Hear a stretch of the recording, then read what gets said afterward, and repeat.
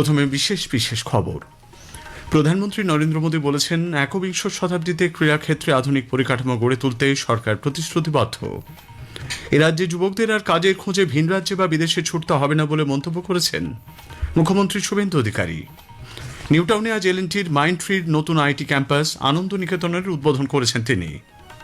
মুখ্যমন্ত্রী বলেছেন, রাজ্য সরকার দুর্নীতির সঙ্গে কোনো রকম আপোষ করবে না। কলকাতা হাইকোর্টের অবসরপ্রাপ্ত বিচারপতি প্রণব কুমার চট্টোপাধ্যায়ের পৌরোহিত্যে যাদবপুরের ঘটনা নিয়ে তদন্ত কমিশনের প্রথম বৈঠক আজ অনুষ্ঠিত হয়েছে। নেপালে প্রাকৃতিক বিপর্যয়ে নিখোঁজদের মধ্যে রাজ্যের 32 জন রয়েছেন বলে জানিয়েছেন মুখ্যমন্ত্রী। রাজ্য সরকার পঞ্চায়েত স্তরে বৃহৎ প্রশাসনিক সংস্কারের লক্ষ্যমাত্রা গ্রহণ করেছে। আসছি বিস্তারিত সংবাদে। প্রধানমন্ত্রী নরেন্দ্র মোদী বলেছেন, একবিংশ শতাব্দীতে ক্রীড়াক্ষেত্রে আধুনিক পরিকাঠামো গড়ে তুলতে সরকার প্রতিশ্রুতিবদ্ধ। দক্ষ প্রতিভাদের কাছে খেলাধুলার প্রতিটি স্তরে নিরন্তর সহায়তা পৌঁছে দিতে সারা দেশে ক্রীড়া বিশ্ববিদ্যালয় থেকে আধুনিক প্রশিক্ষণ কেন্দ্র গড়ে তোলা সহ নানা উদ্যোগ নেওয়া হচ্ছে। ভিডিও কনফারেন্সিং এর মাধ্যমে খেলো ইন্ডিয়া ডায়ালগে প্রধানমন্ত্রী বলেন, শুধুমাত্র পদক জেতাই নয়, উন্নত ভারতের লক্ষ্য দেশের যুব সমাজের ক্রীড়া দক্ষতায় একজোট করার অন্যতম ক্ষেত্র খেলাধুলো। जब मैं स्पोर्ट्स की बात करता हूं तो ये केवल मेडल जीतने तक सीमित नहीं है। ये विकसित भारत के निर्माण में भारत की खेल शक्ति और भारत की युवा शक्ति को एक साथ जोड़ने का अभियान है। मैं हमेशा कहता आया हूं, जो खेले वो खिले, और खेल में खिलना सिर्फ मैदान पर जीतना नहीं है। खेल में खिलना मतलब व्यक्तित्व का खिलना और देश का गौरव बढ़ाना। সারা দেশের সঙ্গে রাজ্যে 46টি স্থানে my Bharat Paschimbanga, national service scheme NSS এবং স্পোর্টস অথরিটি অফ ইন্ডিয়া কলকাতার সঙ্গে যৌথভাবে এই কর্মসূচির অধীনে খেল কি বাত পিএমকে সাথের আয়োজন করা হয়। এ রাজ্যে যুবকদের আর কাজের খোঁজে ভিন রাজ্যে বা বিদেশে ছুটতে হবে না বলে মুখ্যমন্ত্রী শুভেন্দু অধিকারী জানিয়েছেন। তিনি বলেন, যারা বাইরে চলে গিয়েছেন তারাও এবার নিজের রাজ্যে পর্যাপ্ত কাজের সুযোগ পাবেন। নিউটাউনে আজ এলএনটির মাইন্ডট্রির নতুন আইটি ক্যাম্পাস আনন্দ নিকেতনের উদ্বোধন করে মুখ্যমন্ত্রী বলেন, এই প্রকল্প শুধু একটি তথ্য প্রযুক্তি কেন্দ্র নয়, বাংলার মেধাকে নিজের রাজ্যে ফিরিয়ে আনার একটি বড় পদক্ষেপ। We are trying to rebuild West Bengal because huge number of educated, unemployed youths, they are crying. They are too much interested to work in Bengal, but earlier situation is not favorable. Now this double engine government is committed to rendering their both hands. মুখ্যমন্ত্রী জানান, শিল্পবান্ধব পরিবেশ গড়ে তুলতে রাজ্য সরকার প্রতিশ্রুতিবদ্ধ। কেন্দ্র ও রাজ্য সমন্বয়ে গঠিত ডাবল ইঞ্জিন সরকারের লক্ষ্য পশ্চিমবঙ্গকে নতুন করে শিল্প কর্মসংস্থানের মানচিত্রে প্রতিষ্ঠা করা। উদ্বোধনী অনুষ্ঠানে এলএনটি গ্রুপের চেয়ারম্যান এস.এন. সুব্রমণিয়াম বলেন, শিক্ষা, সৃজনশীলতা ও মুক্ত চিন্তার যে ঐতিহ্য বাংলা বহন করে, সেই আদর্শকে সামনে রেখেই ক্যাম্পাস গড়ে তোলা হয়েছে।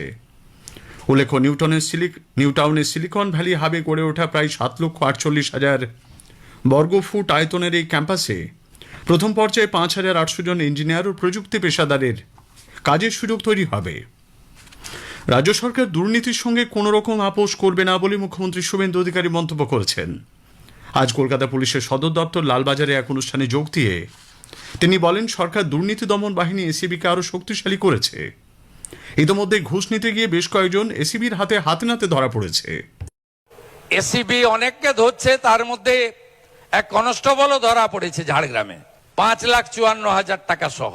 এই লোভগুলো সম্বরণ করতে হবে, কারণ এসিবি আমি মিস্টার মুরলীধর শর্মার নেতৃত্বে আমি স্ট্রং টিম আস্তে আস্তে বানিয়ে দিচ্ছি এবং সব রাজ্যে এসিবি যে ভেরি এফেক্টিভ, আমাদের রাজ্যে এসিবি কেও আমরা 6 মাসের মধ্যে ভালো স্ট্রং করে দেব।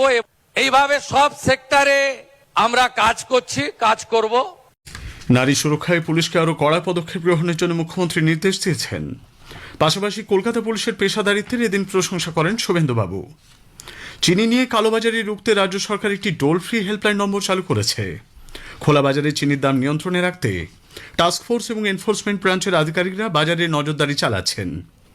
পাশাপাশি চিনি নিয়ে কোথাও মজুতদারি বা অসাধু কার্যকলাপ দেখলে সাধারণ মানুষকে 1800-345-5501 এই নম্বরে ফোন করে তার বিস্তারিত তথ্য জানানোর জন্য আবেদন জানানো হয়েছে। যাদবপুরের ঘটনা নিয়ে তদন্ত কমিশনের প্রথম বৈঠক আজ অনুষ্ঠিত হয়।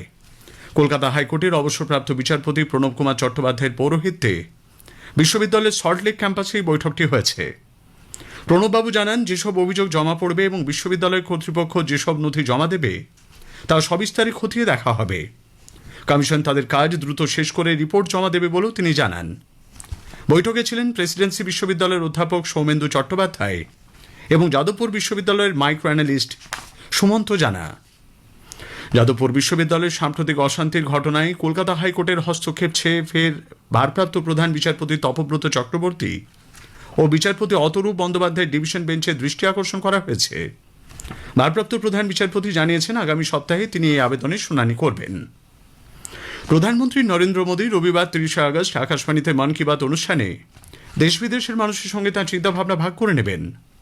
এটি হবে মাসিক এই বেতার অনুষ্ঠানের 137তম পর্ব।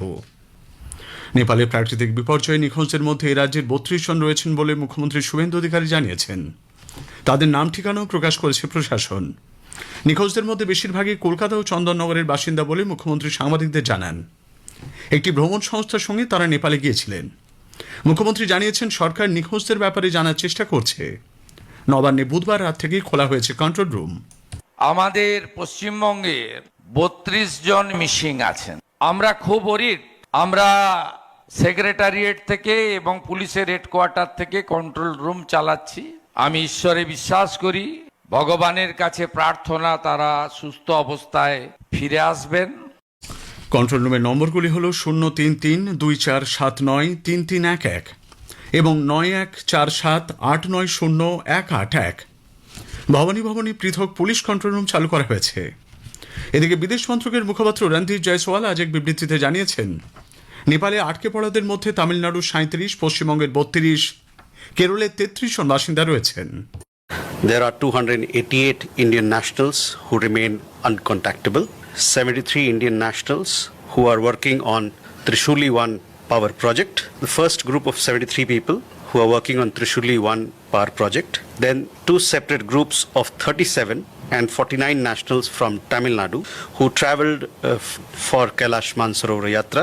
There are a group of 30 Indian nationals from West Bengal who travelled in Timure, which is in Rasuwa district where this particular disaster has happened. এদিকে নেপালে গিয়ে নিখোঁজদের মধ্যে প্রয়াত প্রাক্তন কেন্দ্রীয় মন্ত্রী মুকুল রায়ের পুত্রবধূ শর্মিষ্ঠাও রয়েছেন বলে সূত্রের খবর। রাজ্য সরকার পঞ্চায়েত স্তরে বৃহৎ প্রশাসনিক সংস্কারের লক্ষ্যমাত্রা গ্রহণ করেছে। শুধু পঞ্চায়েতের আসন পুনর্বিন্যাসই নয়, গ্রাম পঞ্চায়েত ও ব্লকের সংখ্যা উল্লেখযোগ্যভাবে বৃদ্ধির পরিকল্পনা করা হয়েছে। আকাশবাণীকে দেওয়া একান্ত সাক্ষাৎকারে রাজ্যের পঞ্চায়েত ও গ্রামোন্নয়ন মন্ত্রী দিলীপ ঘোষ জানালেন, গ্রামে যাদের হাতে কাজ নেই সেই মানুষগুলোকে কাজ দেওয়া আর নিজেরা উপার্জন করে জীবনকে সাবলীল করার উদ্দেশ্য। কাজকর্ম সাফল্য মানুষের কাছে তুলে ধরতে কলকাতায় আজ থেকে বিশেষ সিম্পোসিয়াম শুরু হয়েছে। ধনধান্য প্রেক্ষাগৃহে টেরিটোরিয়াল আর্মি 2.0 সিম্পোসিয়াম চলবে আগামীকাল পর্যন্ত। দক্ষিণ বাংলাদেশ ও সংলগ্ন গাঙ্গেয় পশ্চিমবঙ্গের উপর একটি ঘূর্ণাবর্ত রয়েছে। শনিবারের মধ্যে সেটি নিম্নচাপ এলাকায় পরিণত হতে পারে। এদিকে পূর্ব মেদিনীপুর জেলার উপর দিয়ে বিস্তৃত রয়েছে সক্রিয় মৌসুমী অক্ষরেখা। এর প্রভাবে শনিবার থেকে দক্ষিণবঙ্গে বৃষ্টির পরিমাণ কিছুটা বাড়বে বলে আলিপুর আবহাওয়া দপ্তর জানিয়েছে। কলকাতা প্রিমিয়ার লিগ ফুটবলে আজ ইস্টবেঙ্গল 2-0 গোলে খিদিরপুর ক্লাবকে হারিয়ে দিয়েছে। বিরতিতে বিজয়ী দল 1-0 গোলে এগিয়েছিল। শেষ করার আগে স্থানীয় সংবাদের বিশেষ কিছু অংশ আরও একবার। প্রধানমন্ত্রী নরেন্দ্র মোদী বলেছেন, একবিংশ শতাব্দীতে ক্রীড়াক্ষেত্রে আধুনিক পরিকাঠামো গড়ে তুলতে সরকার প্রতিশ্রুতিবদ্ধ। মুখ্যমন্ত্রী বলেছেন, রাজ্য সরকার দুর্নীতির সঙ্গে কোনো রকম আপোষ করবে না। রাজ্য সরকার পঞ্চায়েত স্তরে বৃহৎ প্রশাসনিক সংস্কারের লক্ষ্যমাত্রা গ্রহণ করেছে। স্থানীয় সংবাদ শেষ হলো।